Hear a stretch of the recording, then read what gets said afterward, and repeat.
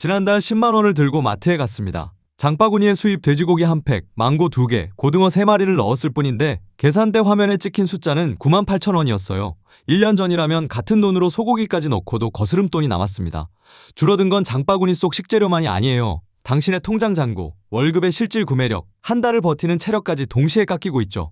그리고 소름 돋는 사실 하나. 이건 시작일 뿐입니다. 진짜 물가 충격은 지금이 아니라 3개월 뒤에 도착하거든요. 누군가는 이 지옥 같은 환율 속에서 오히려 자산을 불리고 있고 누군가는 반찬 가짓수를 줄이며 한숨을 삼킵니다. 같은 시간 같은 나라에서 벌어지는 이 잔인한 격차의 비밀을 지금부터 낱낱이 풀어보려 합니다. 이야기를 시작하기 전에 잠깐 시간을 내서 구독과 좋아요, 알림 설정을 부탁드립니다. 시청자님들의 응원이 이야기를 전하는 데 큰 힘이 됩니다. 가성비의 상징이었던 수입 돼지고기가 있었습니다. 국산보다 저렴하니까 넉넉하게 사서 불판 위에 올리던 그 고기요. 이제 그 가격표를 보면 손이 멈춰요. 작년까지 100g에 1200원대였던 냉동 삼겹살이 올해 들어 1800원을 훌쩍 넘겼습니다. 한 팩에 3000원에서 4000원이 더 붙었다는 뜻이에요. 고기만이 아닙니다. 수입 망고는 1년 사이 31% 뛰었고 밥 반찬의 기본이던 수입 염장 고등어도 15% 올랐어요.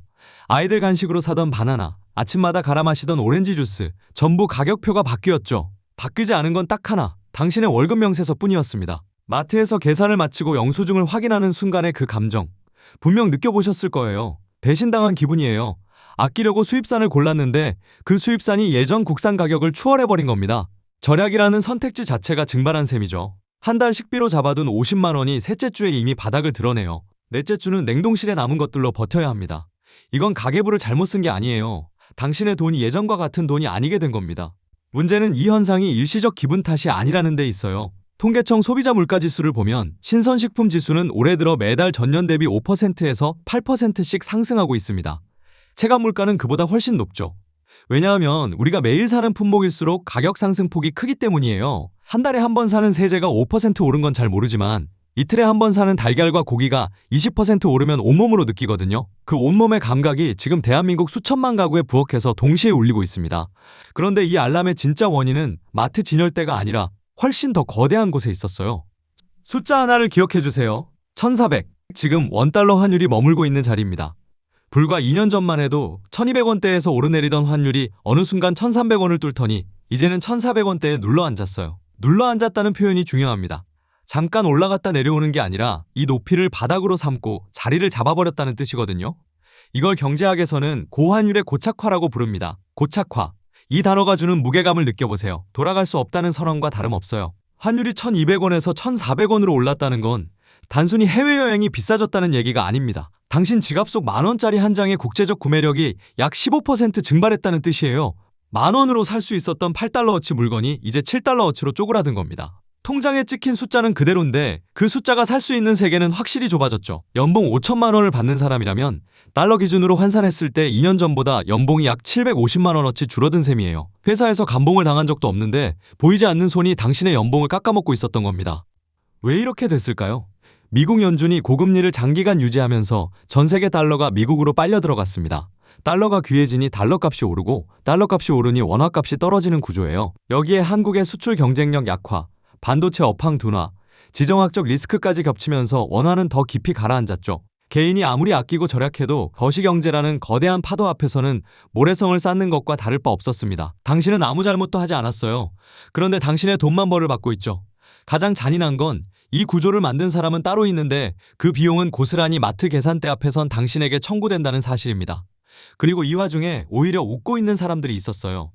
당신이 마트 영수증을 보며 한숨을 쉬던 바로 그 시간, 정반대의 감정을 느끼고 있던 사람들이 있었습니다. 환율이 1400원을 넘기던 날, 달러 예금을 가지고 있던 사람의 통장에는 아무것도 하지 않았는데 숫자가 불어나고 있었어요. 1년 전 1200원일 때 1만 달러를 사둔 사람이라면 환전만으로 200만 원의 차익이 생긴 겁니다. 거기에 미국 고금리 덕분에 달러 예금 이자까지 붙었으니 가만히 앉아서 연봉의 한두 달치를 번 셈이죠. 같은 하늘 아래 같은 원화를 쓰는 사람인데 결과는 완전히 갈렸습니다. 개인만이 아니에요. 수출 비중이 높은 기업들에게 고환율은 그야말로 황금비였습니다. 해외에서 달러로 매출을 올리고 국내에서 원화로 비용을 치르는 구조를 가진 기업은 환율이 100원 오를 때마다 영업이익이 수천억 원씩 뛰어올랐어요. 조선업이 대표적입니다. 배 한 척 가격이 수천만 달러에서 수억 달러인데 계약 시점보다 환율이 높아진 채로 대금을 수령하면 그 차액 전부가 이익이 되거든요. 어떤 조선사는 환율 효과만으로 분기 영업이익이 전년 대비 40% 넘게 증가했습니다. 당신의 장바구니를 반토막 낸 바로 그 환율이 이 기업들의 실적 그래프를 수직으로 밀어올린 겁니다. 만약 1년 전 당신이 여윳돈 500만 원으로 달러를 사두었다면 어떻게 됐을까요? 환차익만 약 80만 원. 여기에 달러 자산으로 미국 단기국채 ETF에 넣어뒀다면 금리 수익까지 합쳐 100만 원이 넘는 수익이었어요. 500만 원으로 1년 만에 100만 원. 한국은행 예금 금리로는 상상할 수 없는 수익률이죠. 그 버튼을 누른 사람과 누르지 않은 사람 사이에는 지금 이 순간에도 격차가 벌어지고 있습니다. 그리고 그 버튼을 가장 일찍, 가장 과감하게 누른 사람들의 이야기는 차원이 달랐어요. 2022년 하반기 원달러 환율이 1,300원을 향해 가속도를 붙이기 시작했을 때 대부분의 사람들은 곧 내려오겠지라고 생각했습니다. 그런데 그 무렵 조용히 반대 방향으로 움직인 사람들이 있었어요. 이들은 원화 자산의 비중을 과감하게 줄이고 포트폴리오의 40%에서 50%를 달러 기반 자산으로 재편했습니다. 미국 대형 기술주, 달러 머니마켓 펀드 MMF, 미국 국채. 당시 주변에서는 무모하다는 반응이 대부분이었죠. 환율이 이렇게 높은데 달러를 산다고요? 그런데 결과는 어땠을까요? 2년이 지난 지금, 그때 움직인 사람들의 자산은 원화 기준으로 40%에서 60% 가까이 불어나 있습니다. 미국 주식의 상승분에 환차익까지 이중으로 겹쳤기 때문이에요. 같은 기간 한국 코스피에 돈을 넣어둔 사람의 수익률은 제자리이거나 마이너스였습니다. 두 사람이 똑같이 1,000만 원을 투자했는데 한쪽은 1,500만 원이 되어 있고 다른 한쪽은 950만 원으로 쪼그라든 거예요. 550만 원의 격차. 이 간극은 능력의 차이가 아니었습니다. 방향의 차이였어요. 이런 움직임의 중심에는 소수의 투자자들이 있었습니다.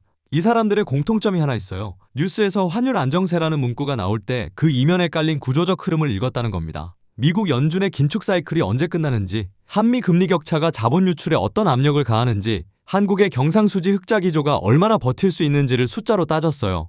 감이 아니라 논리로 베팅한 겁니다. 한 사람의 판단이 수억 원의 자산 궤적을 완전히 바꿔놓는 장면, 그 자체가 거부할 수 없는 매력이에요. 마치 폭풍의 한가운데 눈에 해당하는 고요한 지점에 정확히 서 있는 것처럼 주변이 휘청거릴수록 이들의 자산은 오히려 단단해졌습니다. 부러운 감정이 드는 건 당연합니다. 하지만 이 이야기를 단순한 부러움으로만 듣고 넘기기엔 아직 알아야 할 것이 남아있어요. 왜냐하면 지금 이 순간에도 환율은 끝나지 않았고 진짜 충격파는 아직 도착하지 않았거든요. 혹시 이렇게 생각하고 계신 건 아닌가요?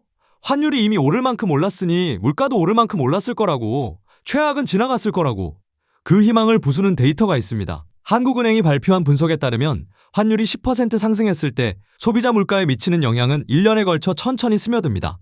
그 폭이 0.2%에서 0.3%포인트 추가 상승이에요. 숫자가 작아 보인다고요? 착각입니다. 이건 전체 소비자 물가지수 기준이에요. 당신이 매일 사는 식료품과 생활필수품만 따로 떼어보면 체감 상승률은 그 3배에서 5배에 달합니다. 핵심은 시차예요.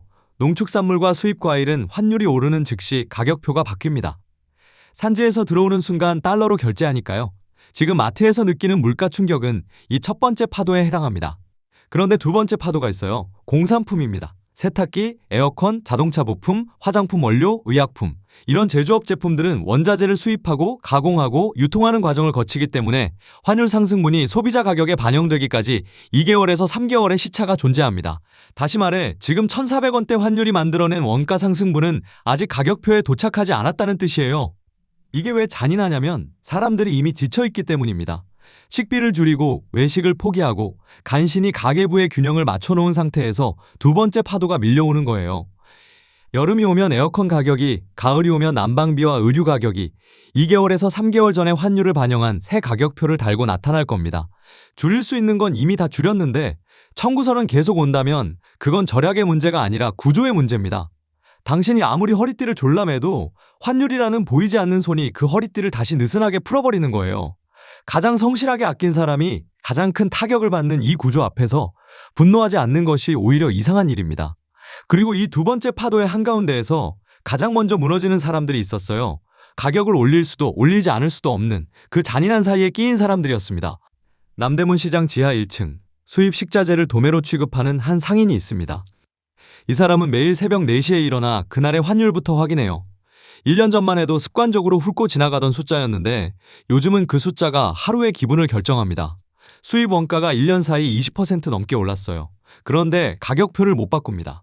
왜냐하면 옆가게가 안 올렸거든요.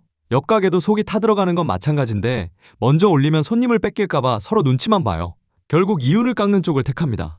마진이 15%였던 것이 5%로, 5%였던 것이 거의 0%로 줄었어요. 팔아도 남는 게 없는데 안 팔면 월세를 못 내니까 문을 열 수밖에 없는 겁니다. 동대문 의류상가도 사정은 같습니다. 원단의 대부분은 수입이에요.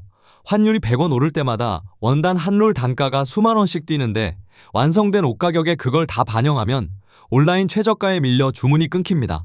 그래서 어떻게 하느냐? 원단의 품질을 살짝 낮추거나 봉제 공정을 줄이거나 그것도 안 되면 자기 인건비를 깎아요. 사장이 직접 재봉틀 앞에 앉는 겁니다. 밤 11시까지 일하고 새벽에 환율 확인하고 다시 아침에 가게를 엽니다. 이 사람들에게 환율은 뉴스 속 숫자가 아니에요. 오늘 밤 잠을 잘 수 있을지 없을지를 결정하는 심장박동 같은 숫자입니다. 시장 상인만의 이야기가 아닙니다. 평범한 내 식구 가족의 저녁 식탁을 들여다보면 1년 전과 확연히 달라진 풍경이 보여요. 반찬 가짓수가 줄었습니다. 수입 과일 대신 제철 사과 하나를 쪼개 먹고 고기 반찬은 주 2회에서 주 1회로 줄었어요. 아이에게 미안한 마음에 과일 하나를 더 깎아주면서 정작 본인은 물로 배를 채우는 부모의 손끝, 그 감각이 떠오르시나요? 이 사람들이 뭘 잘못한 걸까요? 환율을 올린 것도, 금리를 올린 것도, 달러를 미국으로 빨아들인 것도 이 사람들이 아닙니다. 결정은 저 높은 곳에서 내려졌는데 그 결정의 무게는 가장 낮은 곳에 있는 식탁 위로 떨어졌어요. 위에서 쏟은 물은 아래로 흐르고 가장 낮은 곳에 고여 썩습니다. 하지만 고인 물이 영원히 썩기만 하는 건 아닙니다. 물기를 돌릴 방법은 분명히 존재해요. 여기까지 듣고 나면 두 가지 감정이 동시에 밀려올 겁니다. 하나는 막막함이고 다른 하나는 조급함이에요. 막막함은 자연스러운 반응이지만 조급함은 위험합니다. 조급할 때 사람은 가장 나쁜 판단을 내리거든요. 그래서 지금 필요한 건 공포에 휩쓸리는 것이 아니라 2개월에서 3개월 뒤 도착할 두 번째 파도의 윤곽을 미리 그려보고 차분하게 방파제를 쌓는 일입니다. 첫 번째 방파제는 필수 소비재의 선제적 확보예요. 공산품 물가가 본격적으로 오르기 전 교체 시기가 다가온 생활가전이나 계절 의류가 있다면 지금이 오히려 적기입니다. 3개월 뒤에는 같은 물건의 5%에서 10% 더 높은 가격표가 붙을 가능성이 높아요. 물론 이건 무조건 사재기 하라는 뜻이 아닙니다. 어차피 살 물건의 타이밍을 앞당기는 거예요. 지출의 총량은 같되 시점을 조절하는 겁니다. 이 작은 차이가 연간으로 누적되면 수십만 원의 절약이 됩니다. 두 번째 방파제는 자산의 통화 분산이에요. 달러 자산 편입이라는 말이 거창하게 느껴질 수도 있지만 시작은 소액으로도 충분합니다. 매달 10만 원씩 달러를 사서 달러 MMF에 넣어두는 것만으로도 헤징, 즉 위험 분산의 첫 발을 뗄 수 있어요. 원화 가치가 계속 하락하는 환경에서 자산의 100%를 원화로만 들고 있는 건 한쪽 다리로만 서 있는 것과 같습니다. 나머지 한 다리를 달러라는 땅 위에 올려놓는 것만으로 균형이 달라져요. 월 10만 원이면 커피 서너 잔을 줄이는 정도인데 그 서너 잔이 1년 뒤 당신의 자산의 완충제가 되어줄 수 있습니다. 세 번째 방파제는 현금 흐름의 재설계입니다. 고정지출 항목을 펼쳐놓고 구독 서비스처럼 매달 자동으로 빠져나가는 금액을 점검해보세요. 쓰지 않는 스트리밍, 잊고 있던 앱 결제, 2개씩 유지하고 있는 보험, 이런 것들을 정리하면 월 5만 원에서 15만 원이 확보돼요. 그 돈을 비상금 통장에 쌓아두면 두 번째 파도가 왔을 때 생활비가 모자라 신용대출을 받는 최악의 시나리오를 막을 수 있습니다. 고환율 시대의 생존 전략은 화려하지 않아요. 타이밍 조절, 통화 분산, 현금 흐름 확보, 이 세 가지가 전부입니다. 화려하지 않지만 이걸 실행한 사람과 하지 않은 사람의 차이는 1년 뒤 분명하게 드러날 거예요. 한 가지 불편한 질문을 던져보겠습니다.